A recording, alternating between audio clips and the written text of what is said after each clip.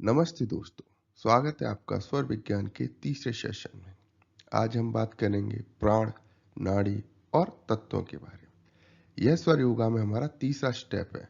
हम धीरे धीरे स्वर योगा में आगे बढ़ते जाएंगे। आज हम खाली प्राण और नाड़ी और तत्व के इंट्रोडक्शन की बात करेंगे, इससे ज़्यादा नहीं। स्वर योग में प्राण और नाड़ी तत्व बहुत महत्व है। मतलब पूरा स्वर योग इन तीनों चीज़ों पर टिका हुआ है। जिस व्यक्ति ने प्राण और नाड़ी और तत्व को समझ लिया, उसके लिए समझने के लिए और कुछ नहीं बचता संसार में। ये तीन ही चीज हैं जिससे आप संसार को बहुत बेहतर तरीके से समझ सकते हो और स्वर योग की बहुत गहराइयों में जा सकते हो। चलिए हम बात करते हैं इनके बारे में एक एक करके। तो सबसे पहले हम प्राण के बारे में बात करेंगे। प्राण के बारे में हमने पिछले 2 सेशंस में भी थोड़ा थोड़ा बात की है। थोड़ा सा समझने की कोशिश करते हैं। प्राण क्या है? जो जीवन ऊर्जा है हमारे शरीर में बहती रहती है, ये प्राण है। यह ऊर्जा हमारे शरीर को पूरी तरह से कंट्रोल करती है। चाहे वो सांस हो, रक्त हो, मसल्स हो, विचार हो, हर चीज को हमारी प्राण ऊर्जा हमारी जिंदगी में कंट्रोल करती है। यह ऊर्जा हमें जीवित रखती है, शरीर के कार्य करने में मदद करती है, चाहे वो फिजिकल हो चाहे मेंटली कार्य हो। यह ऊर्जा हमें भोजन को पचाने में, मल को त्यागने में मदद करती है। यह ऊर्जा हमारे शरीर में रक्त और ऊर्जा को प्रवाह बनाए रखती है। तो हम कह सकते हैं प्राण ऊर्जा वह ऊर्जा है जो हमारे शरीर में हर चीज को कंट्रोल करती है। हमारे कार्य करने की क्षमता हमारी प्राण ऊर्जा पर निर्धारित करती है। प्राण दो प्रकार के होते हैं, एक व्यक्तिगत प्राण, एक ब्रह्मांडीय या कॉस्मिक प्राण। ये दोनों बहुत अलग हैं और एक भी हैं। अब इनको देखते हैं कि ये दोनों कैसे अलग हैं और दोनों कैसे एक हैं। सबसे पहले इंडिविजुअल प्राण क्या है? यह शरीर स्तर पर हमारी व्यक्तिगत सत्ता के रूप में प्रकट होता है। जैसे कि हमने बात की इंडिविजुअल प्राण जो हमारे शरीर में हर गतिविधि को देखता है, कंट्रोल करता है, तो वह व्यक्तिगत इंडिविजुअल प्राण है। स्वर योग में इसी व्यक्तिगत प्राण को जागृत करना ही हमारा सबसे बड़ा लक्ष्य है। हम यह समझने में मदद करता है कि प्राण हमारे शरीर और मन को कैसे प्रभावित करते हैं। जब इस चीज को हम स्वर योग से समझ लेते हैं कि हमारा शरीर और मन को प्राण कैसे प्रभावित करते हैं, इस ज्ञान की जानने से हम ये जान सकें कि जो ब्रह्मांड है, कॉस्मिक प्राण है, उसकी क्या प्रवृत्ति है।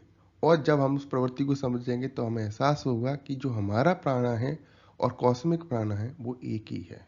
उसी सोर्स से हमारा प्राण भी आ रहा है। हम कह सकते हैं कि हम जब स्वर योग में आगे बढ़ेंगे तो हम कॉस्मिक प्राण से कनेक्ट कर सकते हैं। ब्रह्मांडीय या कॉस्मिक प्राण अत्यंत सूक्ष्म होता है। इसे केवल अनंत मन ही अनुभव कर सकता है, अन्यथा इसे जानना असंभव है।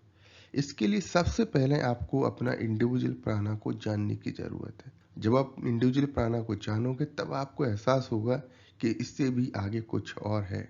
इंडिविजुअल प्राणा की जो सोर्स है वो कहीं और से आ रही है। तब आप उस सोर्स को जानोगे तब आपको पता चलेगा कि कॉस्मिक प्राणा क्या है। कॉस्मिक प्राणा को और बेहतर जानने के लिए हम आगे वाले सेशंस में इसकी बात करेंगे, क्योंकि ये बहुत जटिल चीज है, इसको समझना बहुत इंपॉर्टेंट है। पर आज नहीं, हम आने वाले सेशन में इसको समझने की कोशिश करेंगे।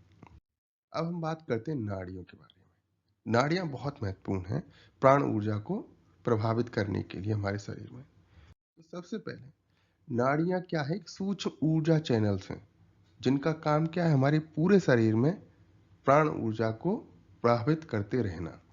कभी आपने देखा होगा आपके किसी शरीर में के अंग में कुछ ना कुछ समस्या रहती है, दर्द है या कुछ और समस्या है। इसका वास्तविक मतलब है कि उस शरीर में के अंग में आपकी प्राण ऊर्जा अच्छी तरह से नहीं बह रही है। जितने भी योगा के प्राणायाम हैं उनका सबसे महत्वपूर्ण लक्ष्य कि आपके नाड़ियों को क्लीन करना, जिससे प्राण ऊर्जा उसमें अच्छी तरह से बह सके। तो हमारा जो नाड़ी है वो प्राण ऊर्जा को बहने के लिए एक चैनल का काम करती हैं। तो इसलिए ये हमारे मानसिक और शारीरिक स्वास्थ्य पर इनका बहुत बड़ा असर पड़ता है। इसलिए जितनी हो सके वो हमें उस सारी नाड़ियों को, अपनी नाड़ियों को क्लीन करना चाहिए। नाड़ियों की संख्या बहुत अलग अलग दी गई है शास्त्रों में, इसके बारे में हम आने वाले सेशंस में बात जरूर करेंगे। अब जानते हैं हम तत्वों के बारे में। ये तीसरा महत्वपूर्ण पार्ट है स्वरयोग का, तत्व। 5 प्राकृतिक तत्व हैं: पृथ्वी, वायु, अग्नि, जल और आकाश। ये तत्व हमारे शरीर और ब्रह्मांड को बनाते हैं।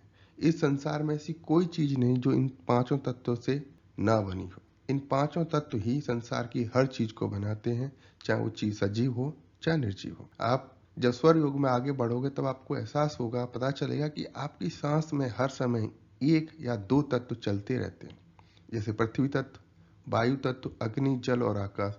ये तत्व आपकी सांसों में चलते रहते हैं। माना कि आपकी ब्रीथ है वो दाहिनी नासिका से आ रही है, पर वो उस समय हो सकता है आपकी दाहिनी नासिका से पृथ्वी तत्व, वायु तत्व या अग्नि, जल और आकाश तत्व भी चल रहे हो।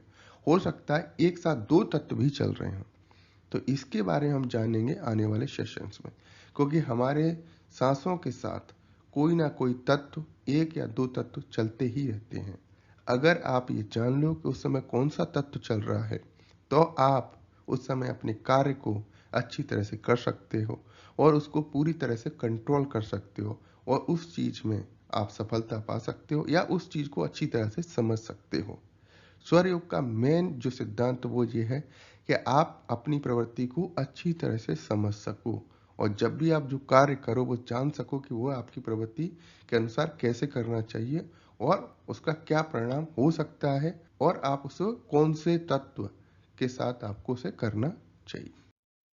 स्वर विज्ञान में ये साफ साफ कहा गया है कि जो व्यक्ति प्राणा, नाड़ी और तत्व को समझ लेता है वह ब्रह्मांड की हर चीज को समझ, ब्रह्मांड की कोई भी घटना, ब्रह्मांड का कोई भी ज्ञान उसके लिए जानना बहुत आसान हो जाता है। चाहे वो घटना भविष्य में होने वाली हो या होके चली गई हो या हो रही हो, उसको भी जान सकता है। और ब्रह्मांड का ऐसा कोई ज्ञान नहीं है जो उसे ना प्राप्त हो सके। तो इन तीन चीजों को स्वर योग में बहुत ही महत्वपूर्ण स्थान दिया गया है। स्वर योग पूरी तरह से इन्हीं पर चलता है। तो हम आने वाले सेशंस में प्राणा और नाड़ी और तत्वों के बारे में अधिक जानने की कोशिश करेंगे विस्तृत रूप में। Thank you very much. Please like and subscribe. आगे आने वाली वीडियो में हम फिर मिलेंगे आपको स्वर विज्ञान के कुछ नए पहलुओं के बारे में, कुछ नया ज्ञान और कुछ नया अभ्यास। मिलते हैं आपको फिर आने वाली वीडियो में।